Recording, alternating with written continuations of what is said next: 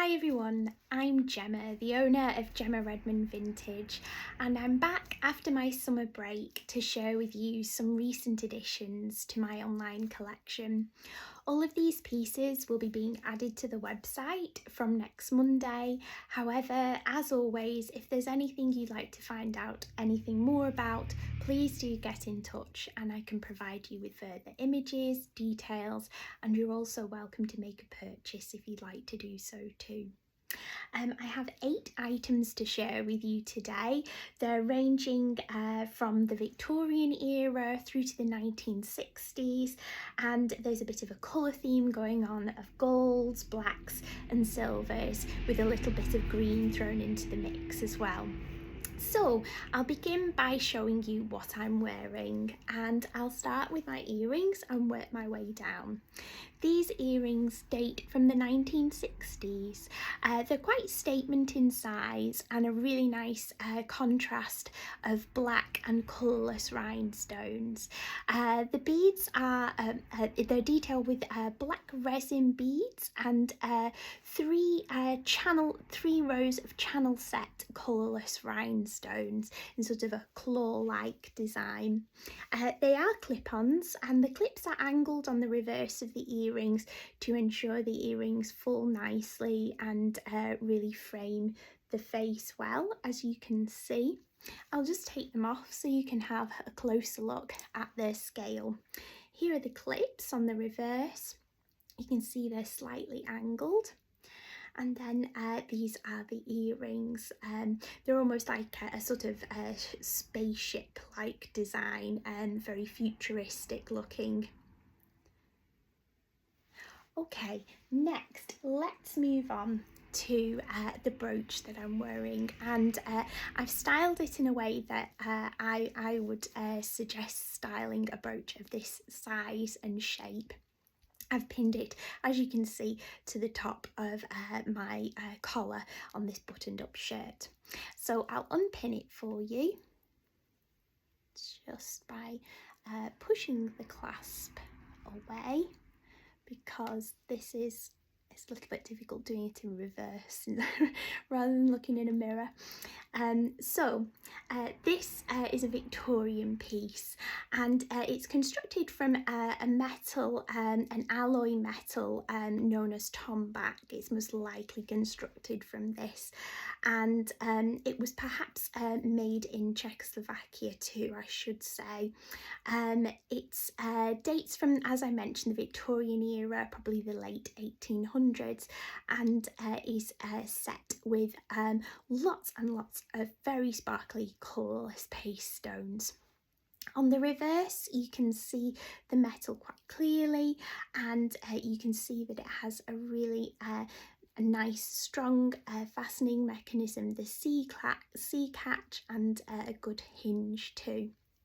It's exceptionally sparkly, as you can see, and is perhaps, being a star design, perfect for, dare I say, the upcoming festive season. It would make perhaps a nice gift, being celestial themed. Next, I have this wonderful beaded necklace. This necklace is constructed from brass, gilded metal and celluloid, and it's Egyptian revival in theme. I'll show you why it's Egyptian revival in theme now. I shall just take it off. It does have a fastening clasp on it. It has a barrel catch here, but it's also quite a good size for just popping over the head too, as I just did.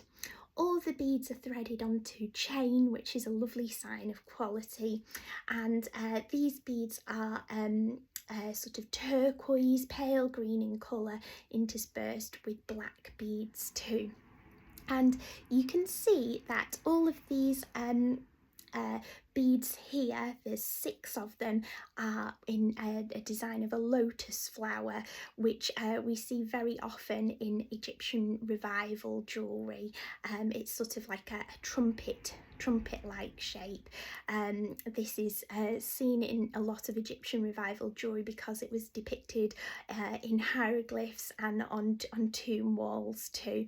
So it's from that 1920s era of Egyptian inspired jewellery after the discovery of Tutankhamun's tomb in 1922 by Howard Carter. There was a real Egyptomania sprung forth in all areas of design. The lotus flower beads are celluloid as well as these green and black beads, and they're a moulded celluloid, so they have these little perhaps cups of showing pollen or something like that at the centre, as you can see. They're all really beautifully moulded, and the black celluloid beads are faceted too so that they shimmer as well. It's a really nice example of 1920s Egyptian revival jewellery. Next, let's move on to the bracelet that I'm wearing. This bracelet is a really classic design, so elegant, so versatile, perfect for wearing alone or layering with other pieces. It was created in the 1930s by the German Theodor Farner Company. It's constructed from silver gilt and is detailed with filigree right around its length, and it also features several shell cameo panels too. I'll just unclasp it for you so you can get a better idea of how it looks. It has a nice secure safety catch as well, and fastens with a box chain, which makes the design continuous right across the bracelet rather than being broken up by a clasp. So I'll just push the clasp open. It's signed here on the reverse. There are all the hallmarks and the Theodor Farner stamp, and then you can see actually there the light passing through the shell cameos as well. It's a really stylish and pretty design. Next, let's move on to another pair of earrings. These earrings would complement nicely, I think, the star brooch that I've just shared with you from the Victorian era. These, however, date from the 1960s, and they were created by Kenneth J. Lane.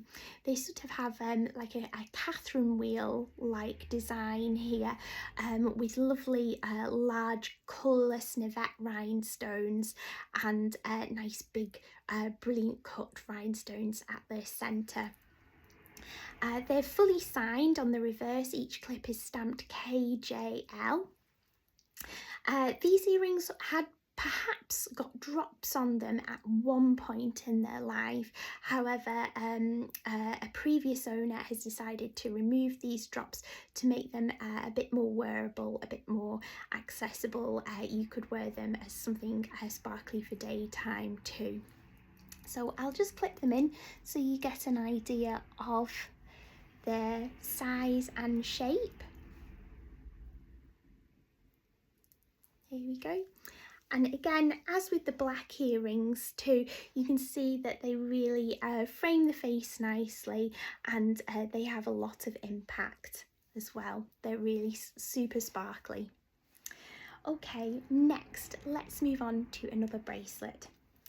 This bracelet also dates from the Victorian era, probably the late Victorian era, and it's very difficult to show you because the light from my ring light is reflected in it, but it is engraved, and it's engraved with the word chérie, which is a French term perhaps for a loved one, meaning a dearest, and you can see it engraved just there if I move it around here. It's also engraved with floral motifs too, and is stamped on the inside with the home silver mark too. I'll just pop it on for you. It has a slight gap in it, so it's possible to manipulate it onto your wrist quite easily, and as you can see, it's quite a good good size too. This again is perfect for layering and stacking with other pieces too. It's a really nice example of sentimental jewellery. It would be perfect as a gift for a loved one being engraved with such a lovely, lovely term as Shuri for that treasured person. Next, let's move on to this wonderful brooch. Some of you may have caught a glimpse of this brooch in my unboxing video that I shared with you. I think it was last week. I had a dabble in the great unboxing video, and I quite enjoyed it, and it was quite popular. So I will try and share some more of those. So this is a really recent arrival, and it's a French celluloid brooch, and it depicts perhaps a crane or maybe a stork, and it's got gilded accents here on the wing. It's covered in its entirety with colourless paste stones, and the stork has a little red paste stone for his eye as well. On the reverse here we can see a nice secure trombone clasp and a good tube hinge fitting as well. It's all in great working order. It's a lovely size too, as you can see. It's not too statement, but you won't miss it at the same time. This piece was possibly created by the French costume jewellery brand Auguste Bonaz.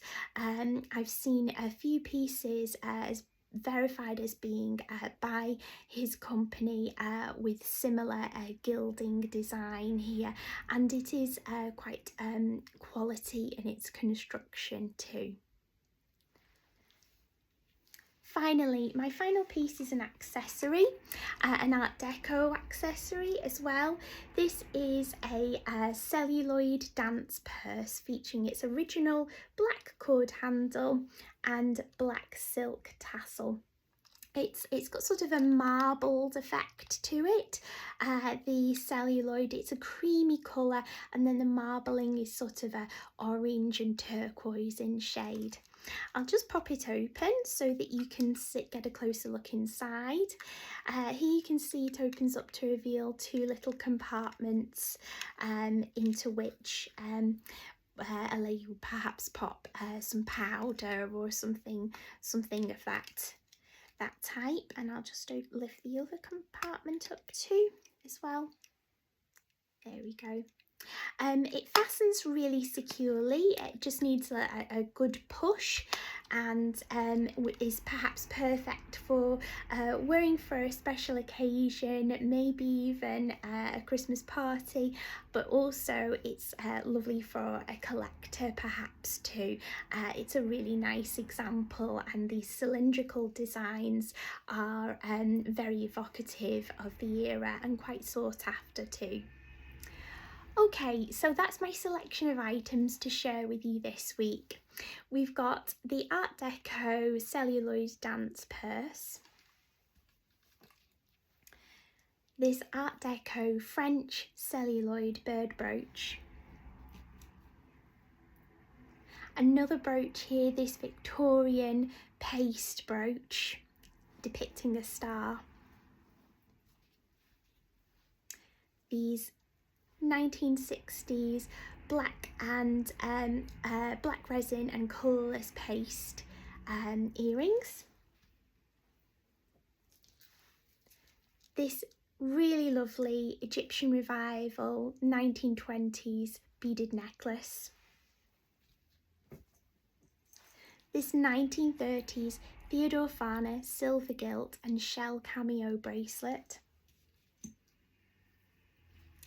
this Victorian era, late Victorian era bangle engraved with the word Shuri, and these fabulous statement Kenneth J. Lane 1960s earrings.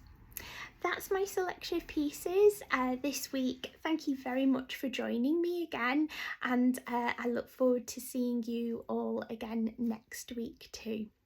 Take care. Thanks again. Bye bye.